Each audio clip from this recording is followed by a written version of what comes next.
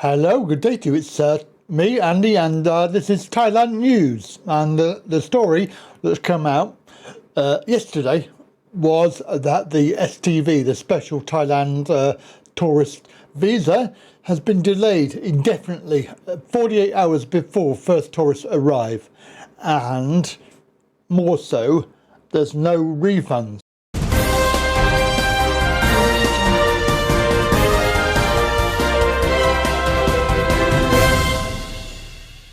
So yes, this story is quite shocking. It's another absolutely ridiculous failure coming out of Thailand, as the government have decided to delay the starting date of their new Special Tourist Visa, STV, just 48 hours before the first tourists were due to arrive. The story here, Loyalty Lobby. I've not heard of that one, but this is the article. Even more stunning, the government is brazen enough to stand up and say that there will be no refunds as per the terms and conditions of the programme. Sorry, not sorry. Things were already going way too smoothly for Thai standards, and it was really just a matter of time before the proverbial manure hit the fan, which pretty much sums up what happened once again. Obviously, the local news sources say that it's been delayed indefinitely. Who knows if it will ever come into play again. The special visa would have allowed tourists to visit Thailand during the you-know-what, was delayed indefinitely, just 48 hours before it's supposed to start.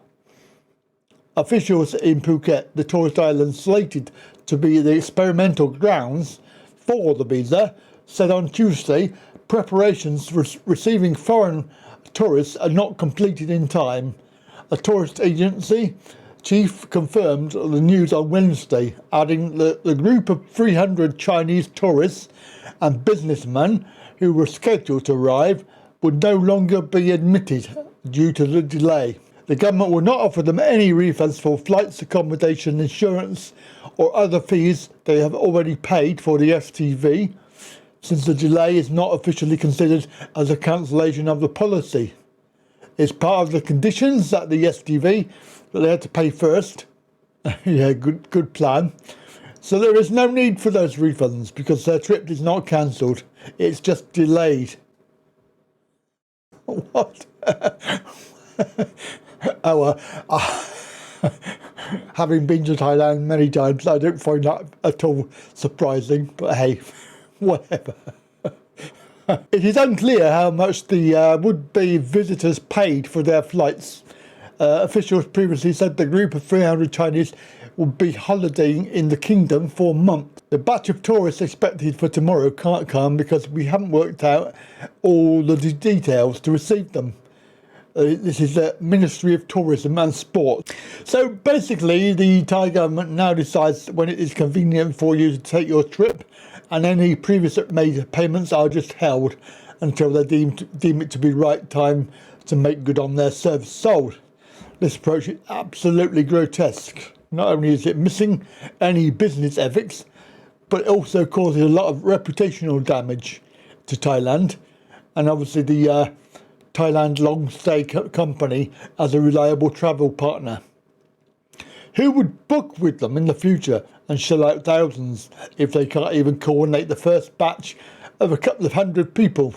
There is a big meme or graphic that you can do, and it gives you the whole route on how to do the STV. Very, very long-winded. I mean, to be perfectly blunt, you've got to be rich to be able to do this sort of thing. Anyway, meanwhile, the Bangkok Post reported about a poll conducted by the National Institute for Development of Administration, NIDA, which is a well-regarded university in Bangkok with focus on business. It concluded that the majority, almost two-thirds of those surveyed, disagreed with the decision to put the tourist visa scheme in place, and 40% were strongly opposed to it. It was a random survey conducted in October with 1,318 people aged 18 and over of various education and occupation levels. They were asked about the STV scheme and obviously the 14-day quarantine as well. A majority, 56.98%, disagreed with it. Of those, 40.21% were in total disagreement for fear of a second wave, saying they wanted the country to maintain its record of being able to contain the you-know-what, while 16.77% disagreed to a lesser degree, saying they did not have total confidence in the government's preventative measures. So in conclusion, this article says the Thai authorities must live in a fantasy world if they think this game of bait and switch with tourists can be played on a repeated basis. At some point there will be a credibility gap, and after this episode I suspect that there will be strong hesitation by those who considered the process, if it really is a good idea, to make advance payments, if the responsible agencies can just roll over and say, peekaboo. Very sad times. Obviously, there are still methods of going to Thailand, but you do need to have lots of money and lots of patience, and also suffer 14 days in a ASQ hotel, which has been documented by some people as being very good and on some other people to being very bad and boring. So it's horses for courses as far as the ASQ is concerned.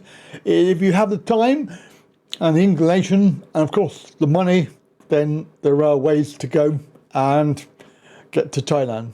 Have a good day, and I'll catch you later. Bye for now.